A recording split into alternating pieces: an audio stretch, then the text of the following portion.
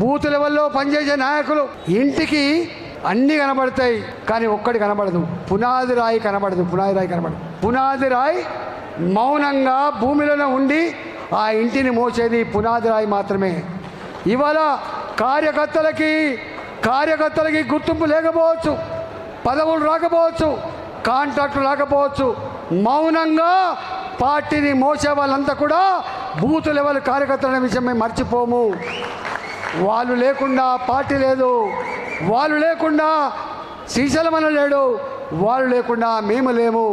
మేం ప్రజల కాళ్లకు ముళ్ళుతే పన్నుతో పీకే సర్వీస్ చేస్తే కాదు, కార్యకర్తల కాళ్ళకు ముళ్ళినా కూడా పన్నుతో పీకేటువంటి కల్చర్ ఉన్న వాళ్ళం కాబట్టి, 20 ఏళ్ళుగా ప్రజల మధ్యలో ఉన్న వాళ్ళం కాబట్టి, కొత్తగా నాయకులమైన వాళ్ళం కాదు కాబట్టి, దయచేసి ఇప్పుడున్న ఈ సన్నివేశంలో మనం గెలవబోతున్నాం కాబట్టి